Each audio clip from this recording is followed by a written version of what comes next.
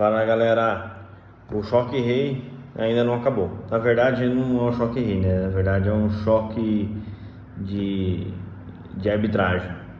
Porque o que aconteceu ontem foi, cara, uma das piores decisões que eu vi uma equipe de arbitragem tomar. E cada vez mais, cada ângulo mostrado, agora com áudio do VAR mostrado, cada entrevista do senhor Reinaldo Carneiro de Bastos, presidente da Federação Paulista, cara, a coisa piora a cada momento, né? Mas o que pior ainda é que o nosso presidente, o senhor Júlio Casares, que quando se candidatou, eu comentei com alguns amigos, falei assim, pô, eu acho que ele vai ser um bom presidente, é um cara que gosta de chamar a responsabilidade, é um cara que gosta de aparecer. Eu acho que o egocentrismo dele, a vaidade que ele tem, vai ser benéfico para o São Paulo, porque ele vai brigar pelo time.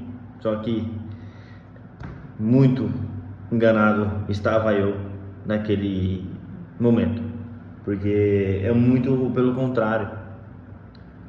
A vaidade do Casares, o jeito egocêntrico dele, ele usa somente para o seu lado político, para si. Ele não usa isso a favor do São Paulo, ele usa só para si, para o seu grupo político, para o seu governo, para a sua direção. Em momento algum o senhor Casares fez algo para defender as cores do São Paulo, para impor respeito das federações ao São Paulo, o respeito que o São Paulo merece. E aquilo que aconteceu ontem, o pênalti da maneira que foi apitado, o juiz estava a 30 metros do lance e apitou com uma veemência inacreditável. O VAR, em todo momento que analisou, mora falar, né?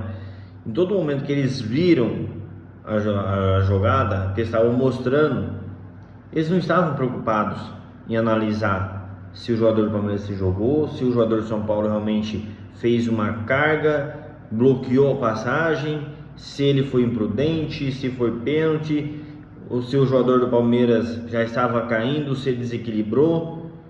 Em momento algum eles tentaram ver isso, sabe? Eles só viram se houve o toque.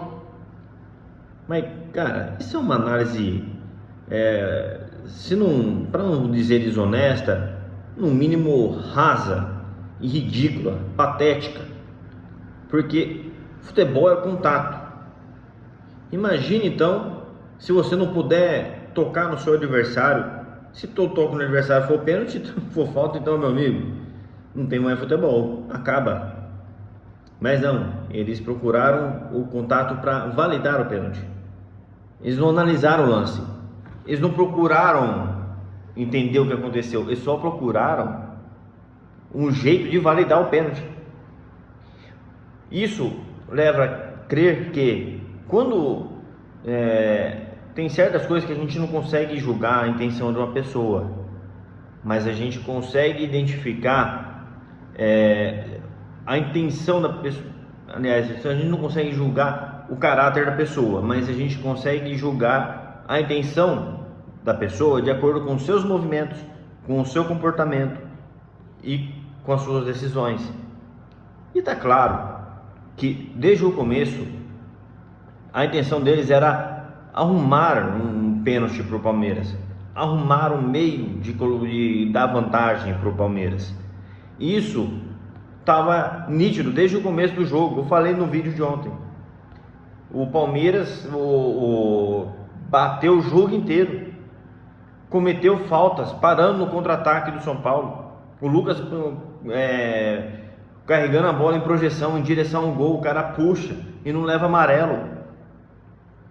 Os caras dando joelhada no Caleri, os caras chegando por trás umas 3, 4 vezes no Caleri, e o juiz não dá falta. Aí no segundo tempo que ele começou a marcar falta, só que mesmo assim não punia os caras com cartão. Os caras fizeram rodízio, pararam o jogo. Óbvio, já estava com a vantagem. Então tudo que eles precisavam era parar o jogo, não deixar o São Paulo jogar mais. E tiveram como poder maior o Coringa, a arbitragem a favor deles. Porque como a gente entende, mas a arbitragem é ruim para todo mundo. Tem até amigo meu falando que não, estão errando para todo mundo. Aí dessa vez como foi do São Paulo. Gente, vamos parar de ser inocente, né? Vamos parar com essa inocência. A gente interpreta, a gente vê a intenção de uma arbitragem já no começo, na primeira falta. Quando o adversário chega junto, numa deslealdade, sem disputar a bola, e o árbitro não dá cartão pro cara, aí você já entende que vai ser daqueles dias, vai ser aquelas arbitragens. E eu acompanho futebol pelo menos há 20 anos, com bastante acompanhamento, sempre vendo outros jogos, sempre vendo outros tipos de arbitragem sul-americana, arbitragem brasileira, arbitragem europeia.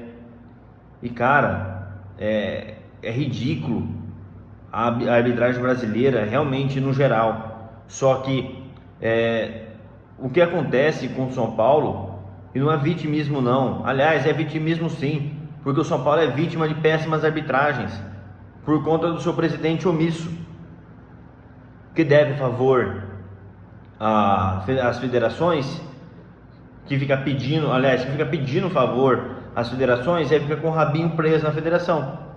Porque que eu fiquei sabendo que fiquei sabendo não, né? As notícias estão aí expostas para todo mundo. São Paulo pede adiantamento de cota LTV para não sei o que, pede adiantamento de cota da federação, tudo. Aí o seu Casares deve querer assumir cargos em federações, na CBF e tudo. Ele está sempre perto dos caras, mas ele está perto dos caras para quê? Para brigar pelo clube que ele dirige? Não, para brigar pela imagem dele.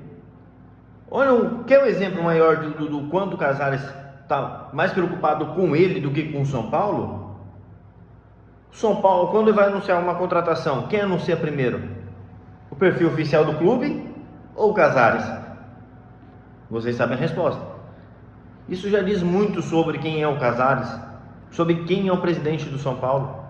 Então, você torcedor que fica bravo, que não aguenta mais ver o São Paulo sendo prejudicado em clássico, não aguenta mais ver o São Paulo ter mando de jogo vendido, ter mando de jogo prejudicado, jogando na segunda-feira 10h30 da noite, jogando na quinta-feira lá em Guayaquil, lá sei lá onde, no Pará, lá na Bahia, no horário ruim, vendendo seu mando para jogar em Brasília para 9.000 pessoas, sendo que não aguenta mais ver a CBF, a Federação Paulista, tratar o São Paulo como qualquer um.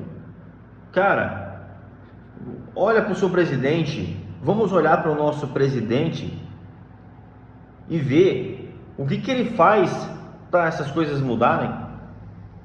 Nada. O seu Casares não faz nada em prol do São Paulo Futebol Clube. E o Baby, presidente da Independente, ele já deu a letra também. Ontem ele deu stories, fez um story falando que o São Paulo precisa definir quem vai representar melhor o clube nas federações, porque não dá para continuar desse jeito. É sempre as piores decisões contra o São Paulo. E os rivais falam assim, mas é choro do rival, porque sei que tá reclamando, é mão na bola do Lucas, o linha que não foi traçada em 2022. Cara, gente, se a gente for falar de alguns erros, aliás, esses lances ainda, nem erro teve, para falar a verdade, porque até agora não foi comprovado o erro. Até agora não foi comprovado que o São Paulo foi beneficiado nesse lance. Enquanto o torcedor de São Paulo está ali com lances absurdos, que a mídia inteira se comoveu porque realmente foi uma coisa absurda. Não tem um ser humano na terra que daria pênalti naquilo ali, nem o torcedor palmeirense. Sinceramente, como você conseguiu comemorar mais uma vitória dessa maneira? Você dormiu feliz, sério mesmo? Você dormiu orgulhoso? Você fala sério, não sentiu um pouquinho de vergonha? Não deu um pouquinho assim de constrangimento de conseguir mais uma vitória, de conseguir diminuir do 17-5 para o 17-6, graças à arbitragem?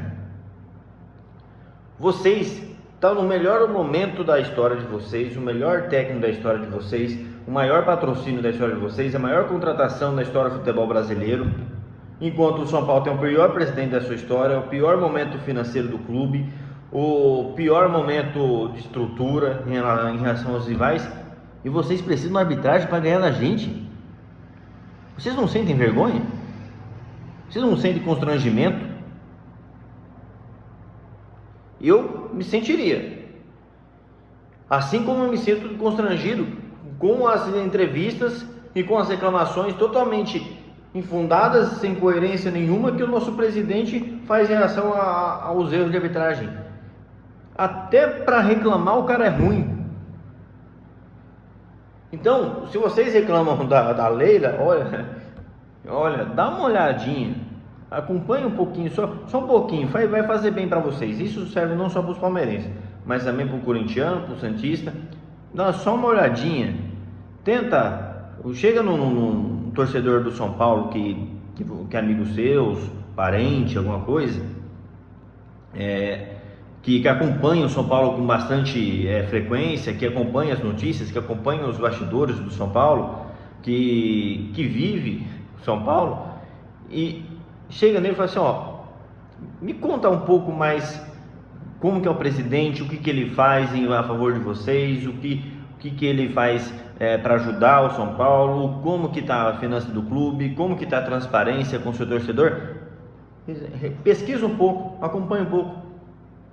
Vocês vão sentir constrangimento no lugar de nós, que é o que eu sinto. Eu sinto constrangido por ter um presidente tão omisso, incompetente, amador.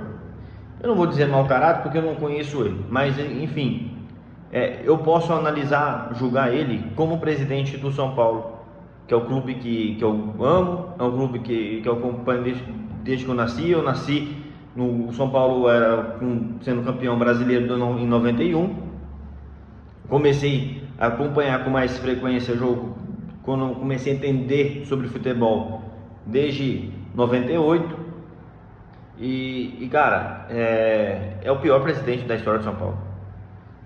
É constrangedor a gente passar por tanta dificuldade que a gente passou de 2013 para cá, que os vexames que nós passamos, todos os momentos que o torcedor abraçou o clube, que o torcedor de São Paulo transformou num torcedor que muita gente chamava de modinha, um torcedor que abraça o clube, que carregou esse time, tirou esse time da zona de rebaixamento, tirou esse time do rebaixamento, levou esse time a ser campeão pela primeira vez da Copa do Brasil, levou esse time a ser campeão da Supercopa, e conseguiu fazer esse time voltar a ser competitivo em gastos. Conseguiu levar esse time a bater recordes de público. Esse torcedor que está cansado de ver o time à mercê das federações. Agora, mais um ponto: o Casares, ele pegou o São Paulo com dívida, beleza. Agora ele foi lá e saiu contratando um monte de jogador. Saiu contratando William, Éder, Benítez, Rigoni, Rames, um monte de jogador, Pato, trouxe Pato de volta para a galera, o cara nem jogou direito, com todo respeito ao Pato, mas não era para ter trazido ele. Contratou um monte de jogador e, cara, vendeu. Ele deu sorte de ter saído venda, como a do Antony, como a do Casemiro, do David Neres, do Gabriel Sara, que foram jogadores revelados por gestões anteriores, que ele destruiu agora. Agora pode ser que eu acho que está meio que voltando a arrumar um pouquinho a base, mas eu não confio 100%. Enfim, ele teve vendas que não esperava, teve receitas que não esperava. O torcedor de São Paulo deu para ele recordes de bilheteria, recordes de público, patrocínio, cotas de TV, premiação de Libertadores, premiação de Copa do Brasil, e conseguiu fazer a dívida aumentar. Aí falou assim: nós contratamos jogadores sem gastar nada, ou não sei o que, veio aqui sem custo nenhum. Eu fulano veio aqui, não teve custo nenhum, a gente só paga o salário. Pô, a conta não bate. Se ele falou que fez tantas contratações boas, mesmo sem tirar dinheiro de transferência, por que a dívida está aumentando? Porque os empréstimos, aliás, não tem nem empréstimo para pegar mais, tanto que já pegou, para cobrir folha. Aí está devendo para jogador aqui, deve direitos de imagem, deve não sei o que. Aí agora tem um FDIC, que é uma... na verdade, gente, vamos falar sobre falando sobre o FDIC. Ele só entrou nesse negócio porque está desesperado. Porque ele viu que o negócio ia... Se não entra nesse tal de FDIC, vocês iam ver a que ia acontecer com o São Paulo. Porque ele entrou em desespero. Ele não ia fazer, ele em nenhum momento da gestão Casares ele deu o sinal de que faria um negócio desse. Se fosse para ele tivesse a mentalidade de já fazer isso, eu já teria feito isso no primeiro ano. Mas como ele é um presidente populista e frouxo e não tem pulso firme nenhum para chegar no seu torcedor e falar: vamos reconstruir o São Paulo, vamos recuperar o São Paulo financeiramente, torcedor, preciso de vocês, preciso que vocês abracem o time, porque nós vamos passar por aperto, mas nós vamos recuperar o São Paulo financeiramente. Ele não tem coragem de fazer isso. O que ele fez? Saiu contratando, como eu disse, ganhou um título na Forceps, que foi o Paulistão de 2021, ganhou o título da Copa do Brasil graças ao Dorival e ao torcedor, e alguns jogadores graças ao Lucas também, né? Porque eu acho que não fosse o Lucas, o São Paulo não passaria do Corinthians. E o Lucas votou, não foi mérito da diretoria. O Lucas votou porque ele ama o São Paulo. Imagina, vamos só imaginar uma situação aqui. Se fosse um jogador, vamos colocar aí, sei lá, um Claudinho, que jogou no Red Bull Bragantino, e o São Paulo fizesse a mesma proposta pro Claudinho, quer dizer, que fez pro Lucas, vocês acham que o Claudinho viria pro São Paulo? Ele não veio nem pro Flamengo, nem pro Palmeiras. Ele não viria pro São Paulo. O Lucas veio porque é São Paulino. O Lucas voltou por amor. Aliás, o Oscar também voltou por amor. O Marcos Antônio prefere o São Paulo ao Flamengo porque é São Paulino. E ele viu mais possibilidade de jogar no São Paulo do que no Flamengo, porque no Flamengo tem os jogadores com mais qualidade do que ele. Então, galera, a diretoria do São Paulo contrata por simpatia, não é um mérito deles. O André Silva é realmente um mérito. Não estou falando que eles erram 100%, mas tem um mérito. Mas enfim, como que esses caras, o Casares, conseguiu colocar o São Paulo numa dívida como essa? Aí, vamos juntar uma coisa a outra. Ele aumentou a dívida do São Paulo, mesmo com tudo isso, com todas as receitas que ele teve de vendas, bilheteria, premiação e vendas inesperadas, patrocínio também. Ele diminuiu, falou que não gastou com transferências, que trouxe jogadores só pagando o salário, jogadores em fim de contrato, alguns emprestados. Aí falou que o dinheiro do clube não vai para o social. E, pasmem, o social tem a maior tabela de custo do clube no balanço. Que, aliás, esse balanço que está bem atrasado. O São Paulo chegou atrasado por 2 anos o balanço. E cadê a transferência com o torcedor? Como que o São Paulo conseguiu aumentar a dívida? A conta não bate. Aí tem outro. Agora vamos ligar outro ponto aqui, voltando para a questão da federação. O senhor Casares, ele pede antecipação de cotas, ele pede antecipação de premiação. Para que pede essas antecipações? Ele não sabe administrar o dinheiro do clube? Para onde está indo o dinheiro do clube? Por que está pedindo antecipação? Ah, mas tem time que pede. Legal, beleza.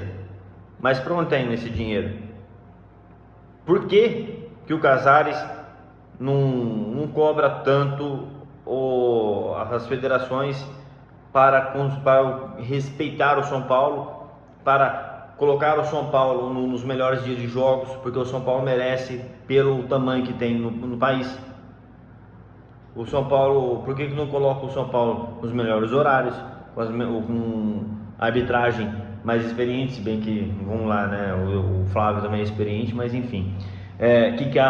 Por que ele não pressiona a arbitragem antes dos jogos, para que a arbitragem não é querendo que ser beneficiado, mas sim que não seja prejudicado? Que, aliás, uma coisa, mesmo com todos os erros, que uma coisa suja que é ser beneficiado direto pela arbitragem de maneira ridícula, como o Palmeiras uma coisa a gente tem que dar a mão palmatória, porque eles fazem muito bem esse trabalho de bastidor. O Palmeiras não tem erro contra ele, e eles vão empilhando glórias através disso, porque é assim que no Brasil funciona. Mas por que o Casares não faz isso? Ele tem rabo preso com alguém da federação? Essas antecipações que ele pede para a federação tem a ver com ficar caladinho na hora de reclamar? Porque o São Paulo teve um jogo na segunda-feira que de repente foi mudado, né, de última hora, e o Casares aceitou na boa. Por que ele aceitou?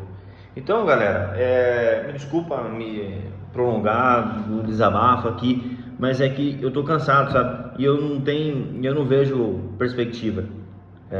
Depois que eu vi a maneira que a diretoria de São Paulo reclamou ontem, nossa, cara,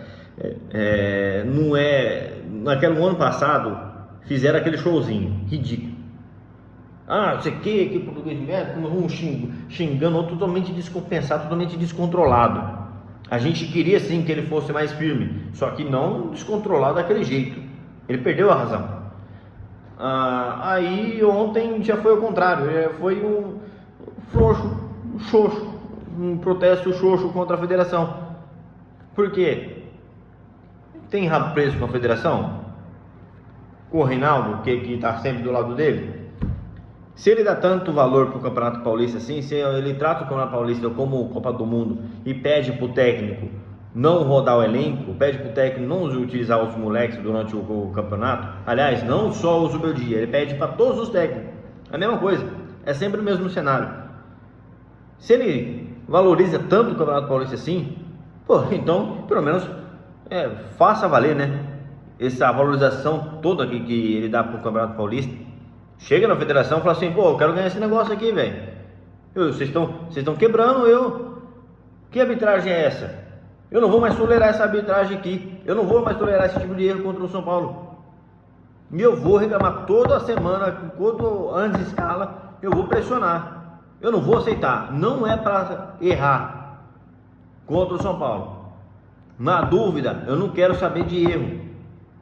E muito menos erro que não tem questão de dúvida, não tem discussão. O que aconteceu ontem não tem discussão.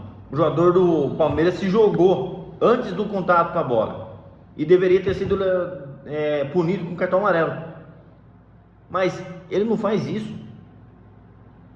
Ele não briga, já que ele valoriza tanto, ele não briga porque o São Paulo jogue todos os seus 6 jogos como mandante no Morumbi.